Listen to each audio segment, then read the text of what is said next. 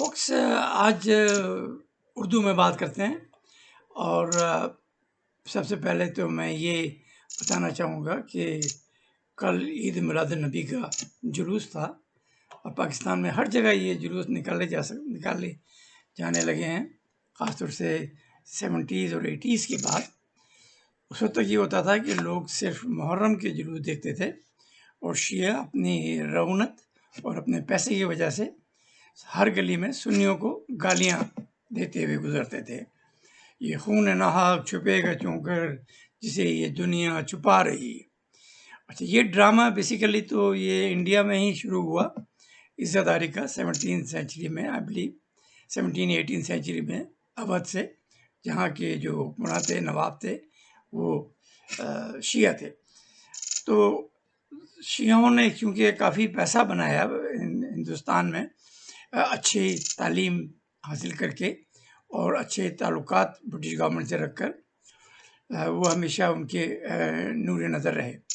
سنی اس کے مقابلے میں اپنی بیوقوفی کی وجہ سے اور اپنی جہالت کی وجہ سے ہمیشہ انگریزی سے دور رہے، سائنس سے دور رہے، اور انہوں نے صرف یہ کہا گیا اپنے ملاؤں کی طرف سے کہ ٹھیک ہے، ابھی ہم ہار گئے ہیں، پیچھے ہیں، مگر اللہ کا بڑا کرم ہوگا اور ہم ایک دفعہ پھر غلبہ حاصل کریں گے۔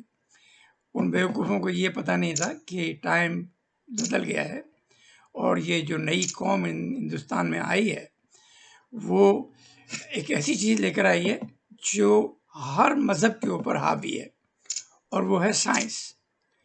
اس کے علاوہ یہ ڈیموکریسی ان کے پاس ہے، جس میں ہر بندے کا جو حق ہے وہ برابر کا ہے، کوئی بادشاہ، کوئی وزیر اور کوئی غلام نہیں ہے۔ غلامی تو خیر انہوں نے ٹوٹلی بین کی ہوئی ہے، جو مسلمانوں میں اس وقت بھی بہت عام تھی۔ مسلمانوں کو خاص طور سے، چونکہ یہ ہمیشہ عربوں کی تقلید میں یہ حکومتیں بناتے رہے ہیں اور ریاستیں بناتے رہے ہیں، اس لیے ان کی حرکاتیں بھی ویسی ہی ہیں، اور وہی سیلز، وہی سلیو اور عورتوں پر ظلم جو ہے وہ ان کا بھی خاصا رہا ہے۔ یہی وجہ ہے کہ یہ کبھی پنپ نہیں سکے، جیسے عرب کبھی نہیں پنپ سکے۔ اور جیسے ہی ان کی حکومت ختم ہوئی، خلافت عباسی خلافت کی بات کر رہا ہوں میں، تو پھر وہ کہیں کے نہ رہے۔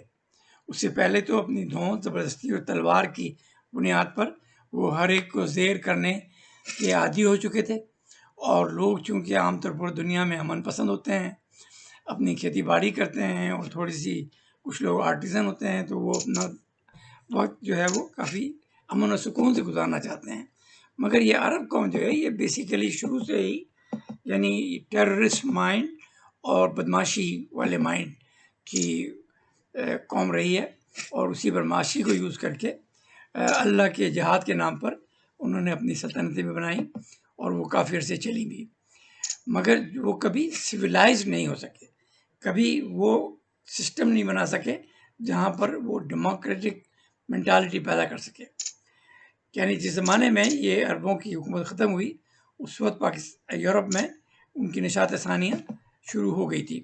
وہاں میگنا کارٹا آ گیا تھا، وہاں لوگوں میں اویئرنیس آ گئی تھی، وہاں ملاؤں کے خلاف لوگ کھڑے ہو گئے تھے، اور ملاؤں نے پیچھے ہٹنا شروع کر دیا تھا۔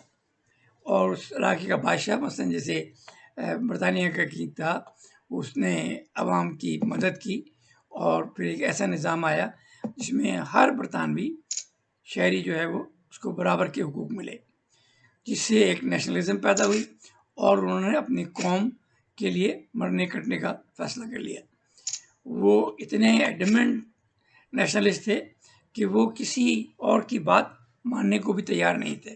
جو ان کا بادشاہ یا ان کا لیڈر کہہ دیتا تھا وہی حرف آخر تھا، اور وہ اسی کو پائے تکمیل تک پہنچاتے تھے۔ یہی وجہ ہے کہ یعنی حالانکہ ان کی آبادی 9-10 ملین تھی، مگر صرف تقریباً 300 سال میں انہوں نے آدھی دنیا پر حکومت کی۔ بڑے ڈسپلن لوگ تھے، بڑے با اخلاق لوگ تھے۔ آج کے جو پاکستانی جنرل ہیں ان کی طرح حرامی نہیں تھے، اپنے قوم کی ہمیشہ کبھی انہوں نے تصدیق نہیں کی، کسی غریب کو زبردستی پریشان نہیں کیا، اور جو قانون بنایا ہندوستان میں بھی وہ سب پر ایکولی لاگو ہوا. یعنی ایک کتاب ہے، اگر موقع ملے آپ کو آپ پڑھیں، بجنگ آمد، یہ کرنل محمد خان کی ہے، اور اس میں انہوں نے لکھا ہے کہ یہ قوم جو ہے یہ بڑی عجیب و غریب ہے، اتنی آزاد مرش ہے کہ ہم اسکولوں میں چھپ کے رہتے ہیں، پیچھے پیچھے بیٹھتے ہیں، اور اگر سوال آئے تو کا جواب آئے تو بتانے کی جلدی، اور نہ آئے تو پیچھے ہٹنے کی جلدی، اور ہمارا دل جو ہے وہ ہر وقت زور زور سے دھڑکتا رہتا تھا، جبکہ یہ جو انگریز لوگ تھے یہ آرام سے بیٹھے تھے آلتی پالتی مار کر، اور اگر جواب آیا تو دے دیا، نہیں آیا تو کہہ دیا کہ مجھے نہیں پتا. اتنا کانفیڈنس. مگر مسلمان جو تھے، جب انگریز انڈیا میں آیا تو وہ اس کے مخالف ہو گئے، کیونکہ انگریز نے ہی ان کی حکومت ختم کی تھی، ان کی بدماشی ختم کی تھی، ان کی بادشاہت ختم کی تھی، اور ان کی غنڈہ گردی ختم کی تھی، اور مولویوں کو اتنی مار لگائی تھی کہ وہ سب اپنے اپنے حجروں میں چلے گئے تھے. تو وہاں جا کر یہ، کیونکہ لوگوں پر تو ان کا انفلوئنس تھا، ان کا اثر تھا، وہ یہ کہتے تھے کہ آئیے مل بیٹھے ہیں، غور و فکر کرتے ہیں. یہ غور و فکر ایک ایسا ڈرامہ ہے جو ہندوستانی ملاؤں میں آج بھی ہے، پاکستانی ملاؤں میں بھی ہے. پاکستانی ملاؤں میں چونکہ ان کے پاس ان کی میجورٹی گورنمنٹ ہے تو وہ اس قسم کی غور و فکر نہیں کرتے. پاکستان میں غور و فکر کرتے ہیں کہ کیسے عربوں کے اچھے غلام بنیں، کیسے محمد کے اوپر درودوں پر درود بھیجتے رہیں، اور کیسے صحاباؤں کی حفاظت کے لیے باہر نکلیں، اور کیسے ایک دوسرے کو ماریں، اور کیسے اپنے ملک کا نام جو ہے وہ بدنام کریں. ہم نے دیکھا پاکستان میں یہ جو جب سے یہ اسٹوپڈ اسلامک قوانین نافذ ہوئے ہیں، پوری قوم جو ہے وہ ان قوانین کے پیچھے غلام ہو گئی ہے، اور ملک کا نام جو ہے وہ اتنا بدنام ہو گیا ہے کہ پاکستان جو ہے وہ ہیومن رائٹس میں کوئی 150 ملکوں میں اس کا نمبر 132 133واں ہے. اور نہ یہ عورت کی رسپیکٹ کرتے ہیں، نہ یہ عورت کو کوئی حق دینے کے حامی ہیں، نہ مائنورٹیز کی رسپیکٹ کرتے ہیں، نہ کسی کو حق دینے کے حامی ہیں. حالانکہ ہندوستان میں مائنورٹیز جو ہیں وہ they are on top. Education میں مائنورٹیز ہیں، پیسے میں، دولت میں مائنورٹیز ہیں جو سب سے آگے ہیں، اور بزنس میں مائنورٹیز ہیں جو سب سے آگے ہیں. سکھوں کے متعلق کہا جاتا ہے they are the best entrepreneur in India. Parsi جو ہیں they are the best educated community. اور جین جو ہیں جو مائنورٹی میں ہیں وہ ہندوستان کے سب سے بڑے امیر ترین ملکوں میں لوگوں میں ان کا شمار ہوتا ہے. تو ڈیموکریسی کا یہ فائدہ ہوتا ہے کہ تو اس میں انسانیت آتی ہے، اور اس کے بعد پھر اس میں بھائی چارہ بھی آتا ہے. جب قانون سب سے برابر ہو، پاکستانی طرح نہیں جہاں نہ قانون ہے اور جہاں نہ آئین ہے، جہاں یہ فوجی دندناتے پھر رہے ہیں، اور یہ اتنے کمینے ہیں کہ نہ ملک کے قانون کی رسپیکٹ کرتے ہیں اور نہ آئین کی رسپیکٹ کرتے ہیں. انہوں نے دونوں چیزوں کو اپنے بوٹوں تلے روندا ہوا ہے پچھلے 70 سال سے. پچھلے 18-19 مہینے سے تو انہوں نے بالکل ملک کی تباہی پھیر دی ہے. اور یہی وجہ ہے کہ پاکستان کا نہ صرف یہ کہ نام بدنام ہوا ہے، بلکہ وہ اکانومیکلی اتنا ڈاؤن چلا گیا ہے کہ اب اس کا بچانا جو ہے وہ بھی ناممکن ہے. پاکستان کو بچانا یعنی اتنا مشکل ہے کہ ایون اگر امریکہ بھی چاہے تو پاکستان جو ہے وہ نہیں بچ سکتا، کیونکہ انہوں نے خود ہی اپنے ہاتھوں سے اپنی قبر کھودی ہوئی ہے. کوئی دو کمیونٹی جو ہے ایک دوسرے کو پسند نہیں کرتی. سندھی پنجابیوں نے پنجابی گیری کی وجہ سے پورے ملک کا کھانا خراب کر دیا ہے، اور ان کو اتنی تکلیف ہے کہ جب عمران خان کی حکومت بنی اور اس نے کیبنٹ بنائی تو جو ISI کا جو ہیڈ تھا اس نے اوپنلی کہا کہ ان کی تو کیبنٹ جو ہے وہ 60% پٹھان ہے. یعنی لوگوں کو یہ شرم نہیں آئی کہ جب 70 سال سے 70-80% جب پنجابی منسٹر ہوتے ہیں اس وقت یہ خاموش رہے. اور عمران خان نے کچھ اپنی پریفرنس کی وجہ سے، کچھ اپنی پرابلمس کی وجہ سے، اگر اس نے پٹھانوں کو تھوڑی سی زیادہ وزارتیں دے دی تو اس کی وجہ سے ان کو بڑی تکلیف تھی. اور عمران خان کے ہٹانے کی بنیادی وجہ یہی تھی، کیونکہ پاکستان آرمی جو ہے وہ مکمل طور پر پنجابی آرمی ہے. پاکستانی آرمی اگر ہوتی تو یہ اتنے قوم کو ذلیل نہیں کرتی. Anyway, coming back to the situation which we had after 1857 کہ مسلمان جو ہے وہ کس طرح سے آلریڈی وہ بہت کمزور تھے ٹیکنیکلی اور کام نہیں کرتے تھے، بڑے کہنا چاہیے کہ ناکارہ قسم کے لوگ تھے، صرف جائیدادیں پکڑی ہوئی تھیں اور ان کے اوپر دوسرے لوگ کام کرتے تھے اور اس سے پیسہ بناتے تھے۔ جب یہ چیزیں ختم ہو گئیں، جب ملک میں سائنس آ گئی، جب ملک میں ٹیکنالوجی آ گئی، جب ملک میں جمہوریت آ گئی، تو ہر ایک کو کام کرنا پڑا۔ ہندو چونکہ ایک اسمارٹ قوم ہے، پڑھنے لکھنے میں بہت آگے ہے اور ہر ایک کے ساتھ اکوموڈیٹ ہو جاتی ہے، اس نے سمجھا صحیح اور انگلش سیکھی اور پھر دے ٹوک over the administration of India.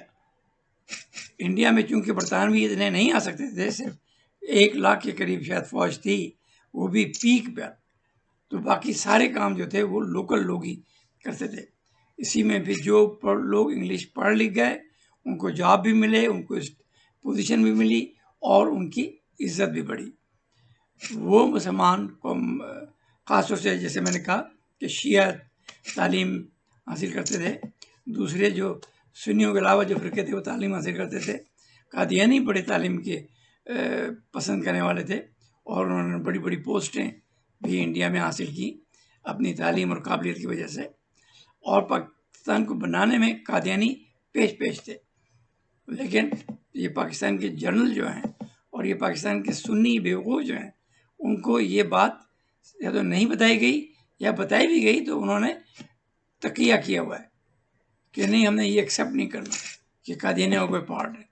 حالانکہ ان بے شرموں کو یہ نہیں پتا کہ یہ ملک جس میں آج وہ آزاد ہیں یہ قادیانیوں نے ہی بنایا تھا، قائد اعظم، قادیانی اور دوسری مائنورٹی۔ یہ سنی جو تھے ان میں تو ان کا ایک دھیلے کا بھی پارٹیسپیشن نہیں تھا، ان کو تو پتہ ہی نہیں تھا آزاد ملک کیا ہوتا ہے۔ وہ صبح شام یا اللہ اور یا رسول کے چکر میں اپنا ٹائم ضائع کرتے تھے، لوگوں کو مسجد میں بلا کر ان کو ذہنی طور پر اس قابل نہیں رکھتے تھے کہ وہ سوچ بھی سکیں۔ اور کچھ وہ سنی جنہوں نے تعلیم حاصل کی وہ آج پاکستان میں لیڈنگ پوزیشن پر ہیں، وہ فیملیز۔ تو اسی وجہ سے مسلمان جو ہے خاص طور سے عرب اور پاکستانی سنی وہ ایک ہی مینٹالٹی کے رہے اور کبھی بھی ترقی نہیں کر سکے۔ اور یہ ساری بیوقوفیاں پاکستانی سنیوں نے خاص طور سے یہ عربوں سے لی۔ عربوں کے بعد جب آئل آ گیا تو انہوں نے مزید ایسے بیوقوف پیدا کرنے شروع کر دیے۔ پاکستان میں شاہ فیصل ماسک بنا دی، $200 ملین اس پر خرچ کر دیے، ہر جگہ مسجدیں بنا دیں، اپنے وہاں بھی ملا لگا دیے۔ یورپ میں ہزاروں مسجدیں قائم کر دیں، وہاں پر بھی اپنے وہاں بھی ملا لگا دیے۔ تو اس سے جو ریڈیکلزم جو یورپ میں اور امریکہ میں پیدا ہوا اس سے صرف مسلمانوں میں خرابی پیدا ہوئی۔ کیوں کہ آپ جس ملک میں جاتے ہیں اگر آپ اس کے معاشرے کا حصہ نہ بنیں اور اپنا ایک الگ معاشرہ رکھیں جو بہت ہی بیہودہ اور بیکورڈ ہو تو آپ کچھ نہیں کر سکتے۔ یو کے میں بھی یہی ہوا کہ پاکستانیوں نے ایک منی پاکستان وہاں بنا لیا، وہی عورتوں پر ظلم اور وہی اسلام کی بدماشی اور وہی شریعہ کا ڈرامہ۔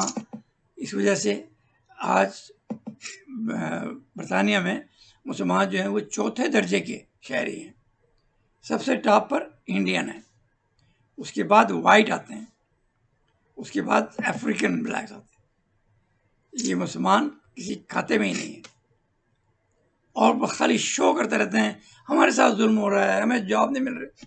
اب یہ گدھو، اگر تعلیم حاصل کرو، کمپیٹ کرو، تو جیسے انڈینز نے آج ہمارے برطانیہ کو فتح کر لیا ہے آپ بھی کر سکتے تھے۔ آپ تو برطانیہ میں پہلے آئے تھے، سب سے پہلے امیگریشن میں پاکستانی آئے تھے، مگر ان گدھوں کو یہ نہیں پتا کہ دنیا میں کیسے رہنا ہے، کیسے ترقی کرنی ہے۔ ان کو وہی 7ویں صدی کی اسٹوپڈ مینٹالٹی عزیز ہے۔ اور افسوس کی بات یہ ہے کہ دنیا میں بڑی امپیریلزم پیدا ہوئی، الیگزینڈر دی گریٹ کی امپائر تھی، پھر اس کے بعد رومن امپائر تھی، پھر پرشین امپائر تھی، پھر اس کے بعد یہ عرب امپائر آ گئی، اور اس کے بعد پھر ہم نے منگول امپائر بھی دیکھی، ہم نے آٹومن امپائر بھی دیکھی، انڈیا میں مغل بادشاہت بھی دیکھی، امپائر تو ہم اس کو نہیں کہہ سکتے، لیکن ان ہندوستانی سنیوں نے جو امپائر پسند کی اپنے لیے وہ یہ عرب امپائر تھی، اور اگر ہم امپائر کو مقابلہ کریں تو عرب امپائر جو ہے تمام امپائر سے سب سے زیادہ خراب رہی۔ اس کی جو ہسٹری ہے اس میں کوئی ہیومن رائٹ، کوئی وومن رائٹ، کوئی فریڈم آف ایکسپریشن کبھی نہیں رہا۔ اگر ہم پرانے آپ کے یہ یورپین امپائر دیکھ لیں اور صفوی امپائر دیکھ لیں، ان علاقوں کی جو ترقی، اور ترقی آرٹ میں ترقی، سائنس میں ترقی اور ملٹری ترقی، اس کا کوئی ثانی نہیں۔ لوگ جو تھے وہ خوش تھے، سب کو برابر کے حقوق تھے، اور سب جو تھے وہ ریاست میں اپنا حصہ ڈالتے تھے۔ اور یہی بات پرشین امپائر کی تھی۔ پرشیا کو آج ایران کہتے ہیں، وہ اٹ واز ویری ویلتھی، اس میں دولت، آرٹ، کلچر، ہر چیز کی فراوانی تھی۔ جب عرب امپائر آئی تو یہ ساری چیزیں ختم ہو گئی، کسی کو کوئی حق نہیں رہا سوائے عربوں کے۔ گورنر بھی ہر جگہ انہیں کا لگا، کوئی اسسٹنٹ گورنر بھی کسی کا نہیں لگا، اور یہ جو ایرانی جو عقل میں ان سے بہت آگے تھے ان کو بھی انہوں نے کوئی حق نہیں دیا۔ خاص طور سے امید نے تو اتنی بدماش ریسسٹ گورنمنٹ اسٹیبلش کی ہوئی تھی کہ کسی کو کوئی حق نہیں تھا سوائے عربوں کے۔ کچھ پڑھے لکھے، کچھ اسمارٹ لوگوں نے اپنے نام عربی رکھنا شروع کر دیے تو اس کو بھی انہوں نے الاؤ نہیں کیا۔ انہوں نے کہا، چند ایک لوگوں کو کہا کہ آپ ادھار لے سکتے ہیں، you can not adopt this last name. یعنی بدماشی کی جو انتہا تھی وہ ایسی تھی کہ تاریخ میں کہیں نہیں دیکھی۔ منگول امپائر پھر ہم نے دیکھی، ان میں طریقہ کار تو وہی قاتلانہ اور گلے کاٹنا جو مطلب عرب کرتے تھے، لیکن اس میں سیکولرزم تھا۔ منگولز نے جہاں بھی اپنی حکومت قائم کی کوئی اپنا مذہب لے کر نہیں آئے، مگر یہ جو عرب امپائر تھی جہاں بھی گئی وہاں پر اپنا مذہب فورس کیا، جس سے یہ ملے پیدا ہوئے، اور ان ملاؤں نے پھر عربوں کے غلام پیدا کرنا شروع کر دیے۔ لوگوں کو یہ اجازت نہیں دی کہ عربوں کی جو امپائر تھی اس کی ابتدا اور اس کی انتہا کے دوران کیا ہوا۔ جو حدیثیں لکھی گئیں وہ بھی اس وجہ سے کہ جب عربوں نے دیکھا کہ جو نان عرب ہیں ان کی تعداد زیادہ بڑھ گئی ہے تو انہوں نے کہا کہ یہ ایک محمد نیا پیدا کیا جائے، ادروائز اس سے پہلے 80 سال تک کوئی محمد کا نام لیوا نہیں تھا، کوئی کتاب نہیں لکھی گئی، ان کو دفن بھی 3 دن بعد کیا گیا، کوئی ان کی قبر پر آیا نہیں، 9 آدمیوں نے ان کی نماز جنازہ پڑھی، اور ان کی جو فیملی ہے اس کو جتنا پریشان کیا گیا، مارا گیا، کہ علی کے جو بھی کنٹینیوس بیٹے تھے جو اپنے آپ کو امام کہتے تھے، زیادہ تر کو یا تو زہر دیا یا ان کو جیل میں بند کر کے مروا دیا۔ یعنی اتنا جو تھا وہ ظلم ہوا محمد اور اس کی فیملی پر۔ لیکن جب 80 سال کے بعد جب عباسیوں کی حکومت آئی تو انہوں نے دیکھا کہ چونکہ ان کی تعداد کم ہے اس لیے ایک محمد نیا بنایا جائے۔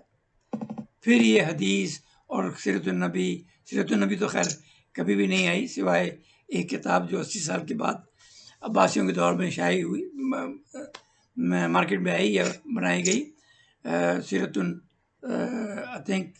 النبی کے نام سے، یا سیرت النبی کے نام سے، ایک ابو بکر کے ایک دوست کے ایک یہودی فرینڈ تھے، انہوں نے لکھے تھے۔ وہ بعد میں مسلمان ہو گئے، مگر کیونکہ اس میں چند ایک ایسی چیزیں ہیں جس کو پڑھ کر یہ وہابی کہتے ہیں کہ نہیں وہ تو یہودی تھا اس لیے اس نے یہ واقعات لکھے ہیں۔ تو ایک جو نیا محمد پیدا کیا گیا وہ صرف اس لیے تاکہ جو نان عرب ہیں ان کو اس چکر میں لگایا جاتا رہے، اور پھر یہ ملا جہاں جہاں بھی گئے وہاں انہوں نے لوگوں کے حقوق سلب کیے عورتوں کے اوپر ظلم کیا اور کہا ہاں عورتوں کو مار سکتے ہو، کیونکہ حضرت عمر نے کہا ہے کہ اگر کوئی آدمی اپنی بیوی کو مارے تو کوئی اس سے یہ نہ پوچھے کہ کیوں مارا۔ میں نے یہ بات محمد کو کہتے سنی ہے، اور میرے خیال ہے کہ محمد اور عمر یہ شاید اور بھی ہر عرب جو ہے وہ اپنی بیوی کو اسی لیے مارتا ہے۔ لاتعداد ویڈیو آپ دیکھ سکتے ہیں جہاں پر شوہر جو ہے وہ بغیر کسی وجہ کے بیوی کی پٹائی کرے۔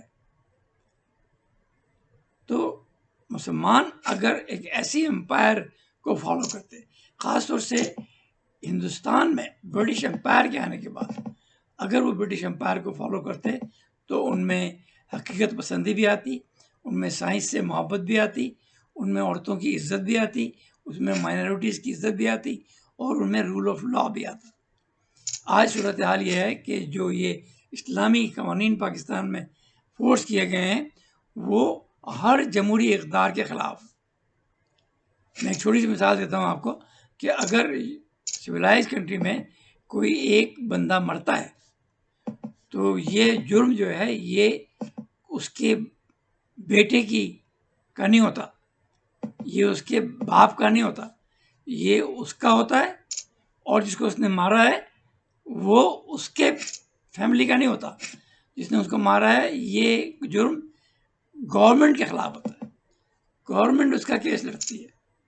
اسلامی قانون میں اگر آپ کسی کو مار دیں، اس کو آپ پیسے لے لیں، اس سے معافی نامہ لے لیں فورس کر کے، اس کو پریشان کر کے، اور آپ جو ہیں وہ آپ کے اوپر کوئی جرم نہیں ہے۔ جیسے امریکن ریمنڈ ڈیوس نے 2 بندوں کو لاہور میں مارا، اس کے بعد یہ اسلامی قانون قصاص اور وید کا جو ہے اسی کی بنیاد پر وہ چھوٹ کر آدھے گھنٹے میں court only took 30 minutes to decide اس کیس۔ اس سے جو ورثہ ہیں انہوں نے معاف کر دیا ہے، اس لیے ہی is free. That is the cruelness, that is the barbarism of Islamic law۔ Rape کے متعلق 5000 جو عورتیں ہیں وہ جیل میں ہیں، کیونکہ جو قانون ہے وہ یہ ہے کہ اگر عورت ریپ کا الزام لگاتی ہے تو پہلے اس کو جیل میں ڈالا جائے گا، بعد میں یہ دیکھا جائے گا کہ جس نے کے اوپر ریپ کا الزام ہے وہ ثابت ہوتا بھی نہیں ہے۔ اب اسلام میں ریپ کا الزام ثابت کرنے کے لیے یہ ضروری ہے کہ 4 ملے اس ریپ کو ہوتے ہوئے دیکھ رہے ہوں۔ جیسے جوش ملیح آبادی نے اپنی کتاب یاد العبارات میں لکھا ہے کہ ریپ جو ہے وہ تو اس کی سزا ہو ہی نہیں سکتی، کیونکہ جب تک 4 مرد یہ نہ دیکھیں گے یہ ہو رہا ہے cannot be proved۔ تو اس میں 5000 عورتیں جو ہیں پاکستانی جیلوں میں قید ہیں، اور ایک بندہ، ایک ریپسٹ کو بھی سزا نہیں ہوئی۔ یعنی ایسے اسٹوپڈ لا پاکستان میں لا کر اور عرب امپیریلزم ٹائم کو اپنا آئیڈیل بنا کر پاکستانیوں نے، خاص طور سے سنی مسلمانوں نے، خود ہی اپنے آپ کو تباہ کیا ہے، اور وہ تباہ کرتے رہیں گے۔ ابھی آپ دیکھیں کل ہی عید میلاد نبی پر جو دھماکے ہوئے اس میں 60-70 لوگ مر گئے۔ دھماکے یقیناً جو یہ وہابی ہیں کیونکہ وہ نہیں چاہتے کہ نبی کا عید میلاد النبی منایا جائے، تو وہ، اور میرے خیال سے ان کا لنک TTP سے نکلے گا، کیونکہ TTP جو ہے وہ جو بھی تھوڑی بہت داعش اور القاعدہ رہ گئی ہے ان کے ساتھ کام کر کے یہ ایسے لوگوں کو مارنا چاہتی ہے جو محمد کی سیلیبریٹ کرتے ہیں، اور یہی کام جو ہے وہ شیعوں کے ساتھ ہوتا ہے، وہ بھی اپنی مسجد سے نکالتے ہیں، حالانکہ اس کی کوئی ضرورت نہیں ہے۔ عربوں میں کہیں کسی جگہ پر یہ نہیں کیا جاتا۔ یہ ایران میں یہ بدماشی جو ہے پھیلی ہے، پہلے ہندوستان سے شروع ہوئی تھی، مگر اس ڈرامے میں پوری قوم کا بلینس آف روپیز خرچ ہو جاتا ہے اس کی سیفٹی کے لیے۔ سڑکوں پر پولیس اور آرمی اور رینجرز اور یہ سب لگانی پڑتی ہے، ان سب کا TADA بنتا ہے۔ حالانکہ جو ٹیکس پیئر ہیں پاکستان کے، جو زیادہ غریب ہیں، یہ ان کا مسئلہ نہیں ہے۔ یہ اگر حسین کو مارا یزید نے تو وہ دونوں آپس میں کزن تھے، ان کی آپس کی لڑائی تھی، پاکستانی اس میں کہاں سے آ گئے؟ اور یہ شیعوں کی کیا بدماشی ہے کہ وہ ہر پاکستانی سنی کو سمجھتے ہیں کہ اس نے امام حسین کو مارا ہے، حالانکہ امام حسین کو مارنے والے بھی عرب تھے، جن کے خلاف وہ کھڑے ہوئے تھے وہ بھی عرب تھے، وہ سب ان کے کزن تھے۔ اور پاکستانی سنی جو ہے مفت میں مارے جا رہے ہیں. تو ہر سویلائز ملک میں جہاں ایسی صورتحال ہو وہاں پر جلسے جلوس، مذہبی جلسے جلوس نہیں ہوتے.